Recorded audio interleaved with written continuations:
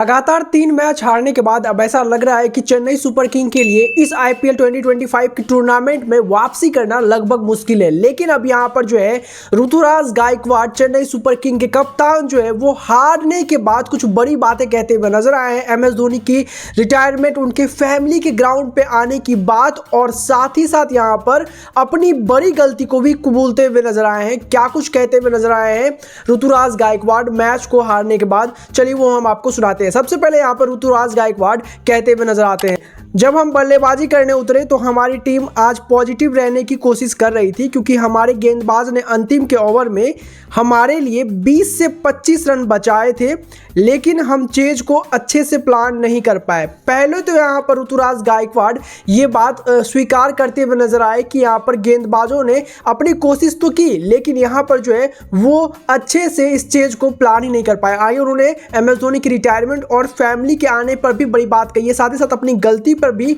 एक बहुत बड़ा कबूलनामा किया है, वो भी हम आपको सुनाएंगे। सबसे पहले ये समझते हैं कि यहाँ पर कहीं ना कहीं जो ऋतुराज गायकवाड़ ने बोला है कि वो अच्छे से रन को चेज नहीं कर पाए क्योंकि यहाँ पर एक अच्छी प्लानिंग थी ही नहीं। और कहीं ना कहीं यहाँ पर डेवन कॉनवे का टीम में तो वापसी हुआ, लेकिन कहीं ना कहीं जिस तरह से यहाँ पर ऐसा लग रहा था कि डेवन कॉनवे के साथ यहाँ पर जो ऋतुराज गायकवाड़ ओपनिंग करने के लिए उतरेंगे, लेकिन यहाँ पर ऐसा कुछ भी देखने को नहीं मिला और ऋतुराज गायकवाड़ जो है नंबर 3 पर ही आते हुए नजर आए और इसकी वजह से यहाँ पर फिर से थोड़ा सा कैलकुलेशन में गड़बड़ी हुई और टीम हारते हुए नजर आई। क्योंकि यहाँ पर ये तीसरी हार है तो अब यहाँ पर जो है चेन्नई सुपर किंग के लिए जो है प्लेऑफ की रेस जो है वो धीरे धीरे और ज़्यादा मुश्किल होने वाली है। आगे यहाँ पर जो है क्या कुछ कहते हुए नजर आए, क्योंकि यहाँ पर जिस तरह से वो पॉजिटिव क्रिकेट खेल रहे थे या कुछ सोचे थे, वो क्या प्लान किए थे और पावर प्ले में जिस तरह से विकेट गया था उस पर भी यहाँ पर वो कुछ बातें कहते हुए नजर आए। आगे यहाँ पर ऋतुराज कहते हैं,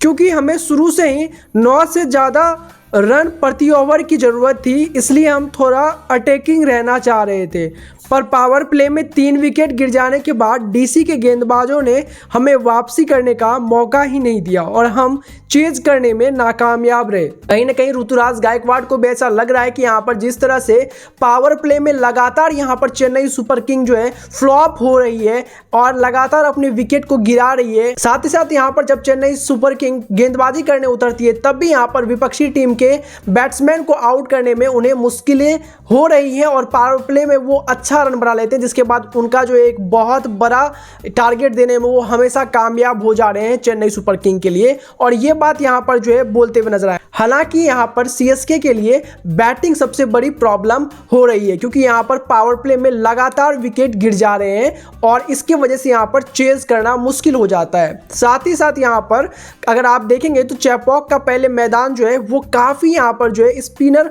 फ्रेंडली होता था, बट यहां पर जो है कहीं ना कहीं वो चीजें नजर नहीं आ रही है और ये यहाँ पर सीएसके को जो है कहीं ना कहीं वो और मुश्किल डाल रहा है क्योंकि यहाँ पर सीएसके गेंदबाजी कोर जिस तरह से बनती है वहां पर उस तरह की पिच चाहिए ही नहीं। आगे यहाँ पर एमएस धोनी की रिटायरमेंट को लेकर के सवाल उनसे पूछा गया, लेकिन बहुत ही घुमा करके यहाँ पर एक आंसर देते हुए नजर आए। ऋतुराज कहते हैं, माही भाई गेम को थोड़ा चलाने की कोशिश कर रहे थे विजय के साथ और फिर कई बार बड़े शॉट खेलने की कोशिश कर रहे थे, लेकिन क्योंकि विकेट भी काफी स्लो हो गई थी इसलिए गेंद आ ही नहीं रही थी बल्ले पर। बाकी आज स्पेशल दिन था, माही भाई की पूरी फैमिली आई हुई थी और इसके अलावा कोई अलग खबर तो नहीं है। अंत में बस यही है कि हम इस हार का आकलन करेंगे और वापसी करेंगे।